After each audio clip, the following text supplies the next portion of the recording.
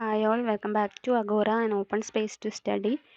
A2വിൻ്റെ BCS 2വിൻ്റെ module 2വിൻ്റെ സിലബസിൽ വരുന്ന എല്ലാ ടോപ്പിക്സും കഴിഞ്ഞ വീഡിയോസിലായിട്ട് ഡിസ്കസ് ചെയ്ത് കഴിഞ്ഞു. ഇന്ന് നമ്മൾ മൊഡ്യൂൾ 2വിൽ ഫൂട്ടിംഗ് എന്ന് പറയുന്ന ആ ഒരു സെക്ഷനിൽ അല്ലെങ്കിൽ ഫൗണ്ടേഷൻ എന്ന് പറയുന്ന ആ ഒരു ടോപ്പിക്കിൽ പ്രീവിയസ് ഇയർ ചോദിച്ചിട്ടുള്ള ക്വസ്റ്റ്യൻ ഏതൊക്കെയാണെന്നൊന്ന് നോക്കാം. ക്വസ്റ്റ്യൻസ് ഒന്ന് നോക്കാം. ഇവിടെ ചോദിച്ചിട്ടുള്ള ഫസ്റ്റ് ക്വസ്റ്റ്യൻ എന്ന് പറയുന്നത് കമ്പൈൻഡ് ഫൂട്ടിങ്ങിനെ കുറിച്ച്, അതുപോലെ തന്നെ ഡിഫറെൻറ്റ് ടൈപ്പ് ഓഫ് കമ്പൈൻഡ് ഫൂട്ടിങ്ങും, then explain the situation in which each type of combined footing is used. Combined footing use ചെയ്യുന്ന സിറ്റുവേഷൻസുമാണ് ചോദിച്ചിട്ടുള്ളത്. അത് 8 മാർക്കിൻ്റെ ക്വസ്റ്റ്യൻ ആയിട്ടാണ്, ഒരു തിയറി പോർഷൻ ആയിട്ടാണ് ചോദിച്ചിട്ടുള്ളത്. ദെൻ ഏപ്രിൽ 2018 തന്നെ ചോദിച്ചിട്ടുള്ള വേറൊരു ക്വസ്റ്റ്യൻ ആണ്, ഒരു ഐസൊലേറ്റഡ് ഫൂട്ടിങ്ങിൻ്റെ ഡിസൈൻ ആണ് ഇവിടെ പറഞ്ഞിട്ടുള്ളത്. ഇവിടെ ചോദിച്ചിട്ടുള്ളത് കോളത്തിൻ്റെ ഒരു ഷേപ്പ് എന്ന് പറയുന്നത് സർക്കുലർ കോളമാണ്. അങ്ങനെയാണ് എങ്കിൽ അവിടെ വരുന്ന ഒരു ഐസൊലേറ്റഡ് ഫൂട്ടിംഗ് ഡിസൈൻ ചെയ്യാനാണ് ചോദിച്ചിട്ടുള്ളത്. 15 മാർക്കിൻ്റെ ക്വസ്റ്റ്യൻ ആയിട്ടാണ് ആ ഒരു ക്വസ്റ്റ്യൻ വന്നിട്ടുള്ളത്.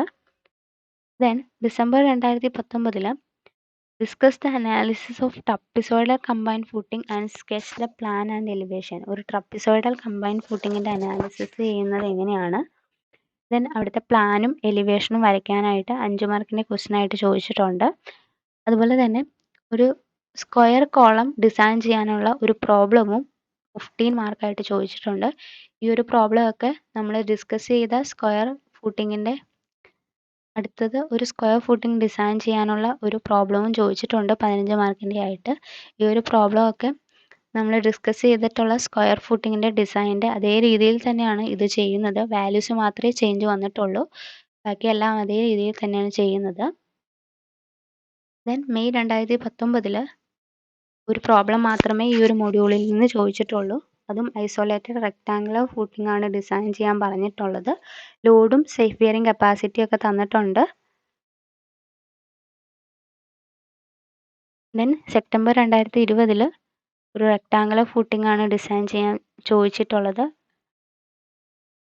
അപ്പോൾ ഈ ഒരു മൊഡ്യൂളിൽ നിന്ന് നോക്കിക്കഴിഞ്ഞാൽ മെയിനായിട്ടും പ്രോബ്ലമാണ് ചോദിച്ചിട്ടുള്ളത് 15 മാർക്കിൻ്റെ ആയിട്ട്. അപ്പോൾ മെയിനായിട്ടും സ്ക്വയർ ഐസൊലേറ്റഡ് ഫൂട്ടിങ്ങും റെക്ടാങ്കുലർ ഐസൊലേറ്റഡ് ഫൂട്ടിങ്ങുമാണ് ഡിസൈൻ ചെയ്യാൻ ചോദിച്ചിട്ടുള്ളത്.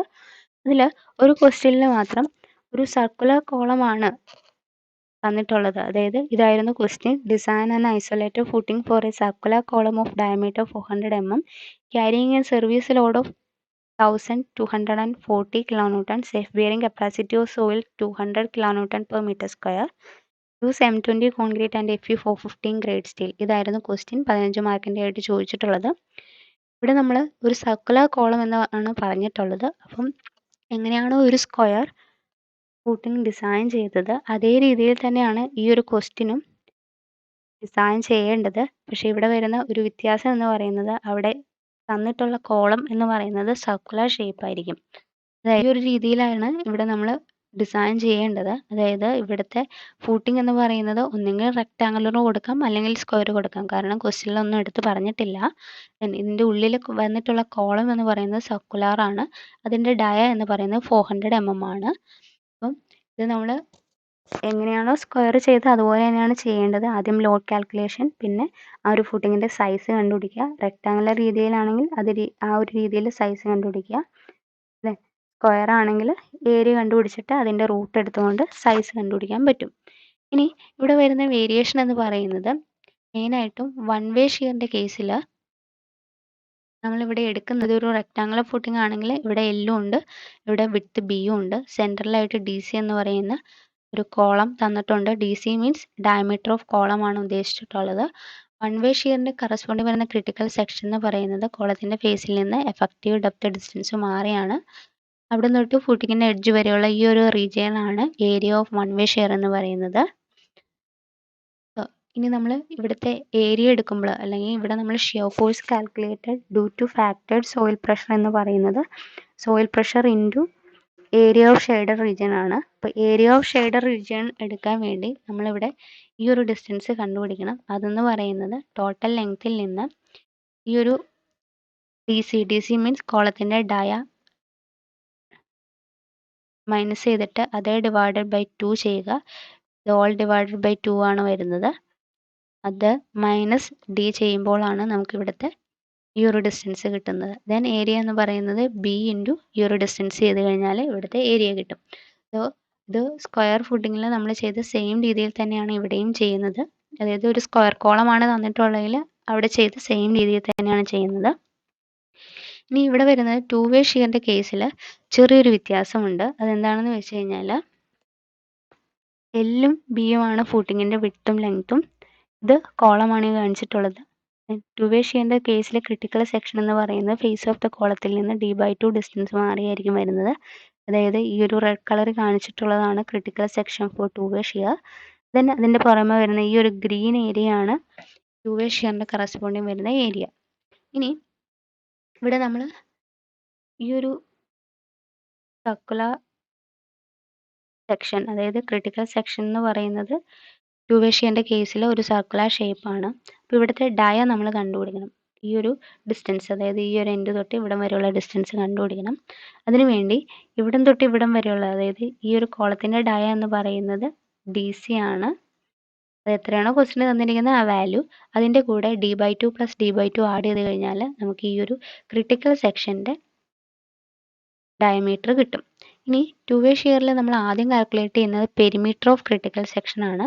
പെരിമീറ്റർ കണ്ടുപിടിക്കാനുള്ളത് കണ്ടീഷൻ എന്ന് പറയുന്നത് ഒരു സർക്കുലർ ഷേപ്പ് ആണെങ്കിൽ പെരിമീറ്റർ എന്ന് പറയുന്നത് 2πr അല്ലെങ്കിൽ πd ആണ് വരുന്നത്. സോ ഇവിടെ d എന്ന് പറയുന്നത് ഈ ഒരു ഡയ ആണ്. അത് നമ്മളിവിടെ കണ്ടുപിടിച്ച് വെച്ചിട്ടുണ്ട്. DC + d/2 + d/2 അത് വേണം സബ്സ്റ്റിറ്റ്യൂട്ട് ചെയ്യാൻ. Then VU2 that is the shear force എന്ന് പറയുന്നത് soil pressure into area of shaded region.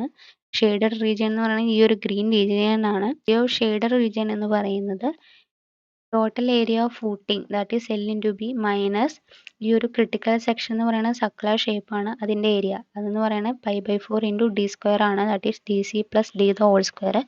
ഈ ചെയ്യുമ്പോൾ ഏരിയ ഓഫ് ഷെയ്ഡഡ് റീജിയൻ കിട്ടും. അപ്പോൾ ഈ ഒരു വ്യത്യാസം മാത്രമേ സ്ക്വയർ ഫൂട്ടിംഗ് വിത്ത് സർക്കുലർ കോളം അല്ലെങ്കിൽ റെക്റ്റാങ്കുലർ ഫൂട്ടിംഗ് വിത്ത് സർക്കുലർ കോളം വരുള്ളൂ. അപ്പോൾ ഈ ഒരു കാര്യം ശ്രദ്ധിച്ചേക്കുക. ബാക്കിയെല്ലാം കഴിഞ്ഞ സ്ക്വയർ ഫൂട്ടിംഗ് ഒക്കെ ചെയ്ത സെയിം വേയിലും സെയിം ഡിസൈൻ സ്റ്റെപ്പുമാണ് ഇവിടെയും യൂസ് ചെയ്യുന്നത്. ഇത്രയും കാര്യങ്ങളാണ് മൊഡ്യൂൾ 2-ൽ പ്രീവിയസ് ഇയർ ചോദിച്ചു കണ്ടിട്ടുള്ള ക്വസ്റ്റ്യൻസ്. ഈ ഒരു മൊഡ്യൂൾ 2 എല്ലാവർക്കും മനസ്സിലായെന്ന് വിചാരിക്കുന്നു. എന്തെങ്കിലും ഡൗട്ട്സ് ഉണ്ടെങ്കിൽ കമൻറ്റ് ചെയ്യുക. മൊഡ്യൂൾ 3 എന്ന് പറയുന്നത് റിട്ടേണിംഗ് വാളിൻ്റെ ഡിസൈൻ ആണ്. അത് നെക്സ്റ്റ് ക്ലാസ്സിൽ നമുക്ക് ഡിസ്കസ് ചെയ്യുന്നതായിരിക്കും. ആരെങ്കിലും ഈ ചാനൽ സബ്സ്ക്രൈബ് ചെയ്യാതെ കാണുന്നുണ്ടെങ്കിൽ പ്ലീസ് സബ്സ്ക്രൈബ്. വീഡിയോ ഇഷ്ടപ്പെട്ടെങ്കിൽ ലൈക്ക് ചെയ്യുക, കമൻറ്റ് ചെയ്യുക, ഷെയർ ചെയ്യുക. അതുപോലെ തന്നെ ഇനി വരുന്ന ക്ലാസ്സുകളിൽ ഡിസ്കസ് ചെയ്യുന്ന വീഡിയോസ് കിട്ടണമെങ്കിൽ ബെൽ ബട്ടൺ കൂടി ഒന്ന് ക്ലിക്ക് ചെയ്തേക്കുക.